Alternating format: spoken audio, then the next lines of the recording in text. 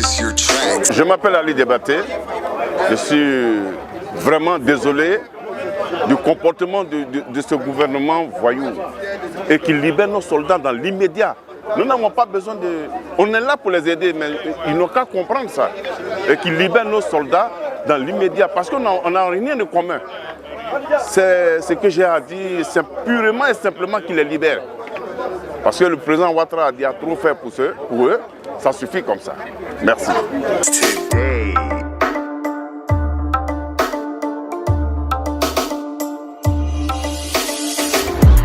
Oui, c'est Kané hier. Enfin, je pense que c'est un truc sans cause, quoi.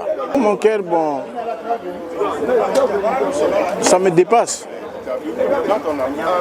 Parce que je ne vois rien de sérieux dedans. Tu vois, rien de sérieux dedans. Non, non, non, ils sont loin de là. Ils sont vraiment loin de là, ils ne sont pas des mercenaires. Non, mercenaires ne peuvent pas venir en plein midi dans l'aéroport. Au moins, si on les avait pris à la frontière, c'est les mercenaires. À l'aéroport, en plein midi, 50 personnes, comme une population de 28 millions. Non, c'est pas possible.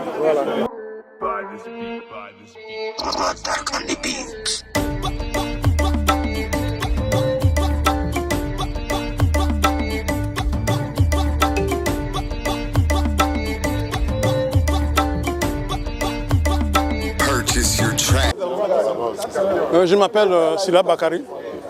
Je suis membre du comité des sages RHDP à New York. Je dirais même sage des Ivoiriens à New York.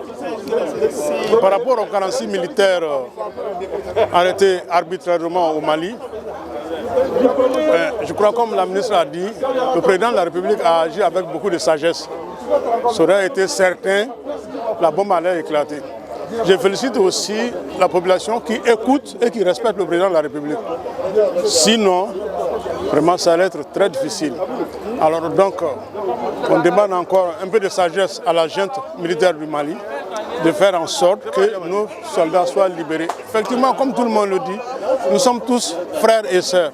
Moi, personnellement, mon village est à 1 kilomètre de la frontière du Mali. Hier, vendredi, il y avait plus de véhicules maliens sur le marché de mon village que de véhicules ivoiriens. Ça veut dire que c'est un brassage, on est tellement hétéroclite, on est tellement ensemble qu'il serait difficile de se dissocier. Donc, ce que nous demandons, c'est de la sagesse à la junte malienne. En tout cas, le peuple ivoirien a suffisamment été sage. Je vous remercie.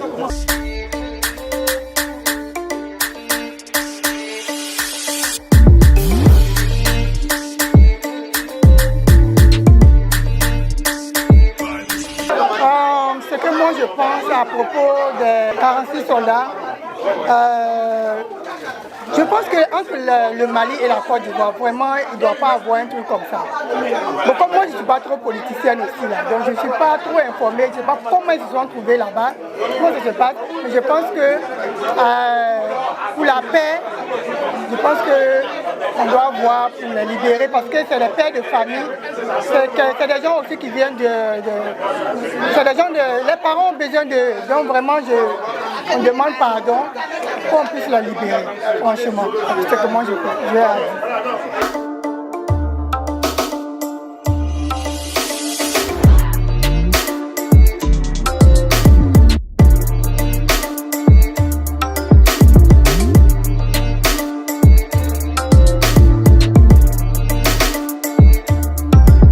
Moi, c'est Bi Ferdinand Rodrigue Lalé, je suis un cyberactiviste à RHDP, je suis à New York. Alors, moi, je voulais m'adresser au gouvernement malien pour leur dire que quand on dit qu'on est panafricaniste, quand on dit qu'on peut prôner le panafricanisme, qu'est-ce qu'on fait? On ne se mange pas entre soi.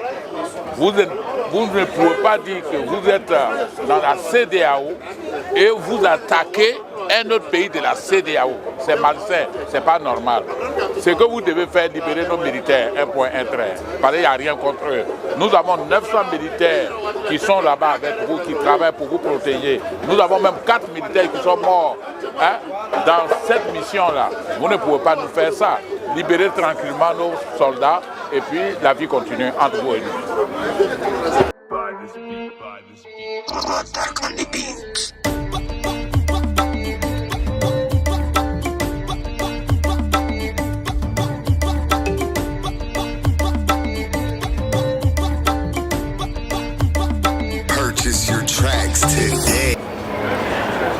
Bonsoir, je m'appelle Aboubacar Koyaté et je suis ivoirien, vivant aux États-Unis, précisément dans la ville de Newark, dans l'État de New Jersey, et où je vis, où je travaille pour la mairie de la ville de Newark. Et en même temps, je suis le président de la commission africaine de Newark. Voilà, donc concernant le problème entre le Mali et la Côte d'Ivoire, pour moi, c'est un problème qui ne devait pas arriver parce que nous sommes des pays frères, nous sommes des peuples frères. Voyez-vous, moi je m'appelle Koyaté. Koyaté, c'est d'origine mandingue. Mais vous savez, le nom d'une personne ne définit pas l'étendue de son affiliation familiale. Parce que je ne connais pas le Mali, mais je sais que mes ancêtres sont du Mali. Mais je suis ivoirien parce que aussi mes parents sont de Côte d'Ivoire. Donc vous voyez, en tant qu'Africain, je souhaite, comme le président de la République le fait admirablement, régler ce problème d'une façon vraiment, comme on dit, à l'africaine. Parce que c'est un problème qui ne devait pas arriver. Parce que la Côte d'Ivoire, le Mali ont des relations vraiment séculaires. Et le président... C'est des mercenaires comme le Mali le prétend. Alors ben justement, j'en venais.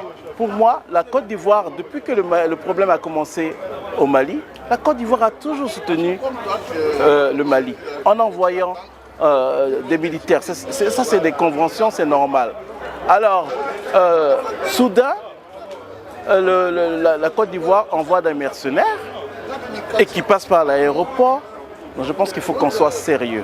Et le président Alassane Ouattara a toujours sincèrement eu de la compassion pour le peuple malien. Depuis le début du problème, il a toujours été au chevet du Mali. Alors un monsieur de la sorte va amener ses soldats pour attaquer le Mali? Non, soyons sérieux. Donc je veux que la junte militaire malienne revoie quand même ces données-là. Voilà, pour moi, c'est tout simplement politique et se faire valoir. Donc je vous remercie. Je pense que c'est un problème qu'il faut régler. Il faut relâcher ces militaires ivoiriens qui ne sont pas des mercenaires et pour que le Mali et la Côte d'Ivoire renouent normalement leurs relations. Merci.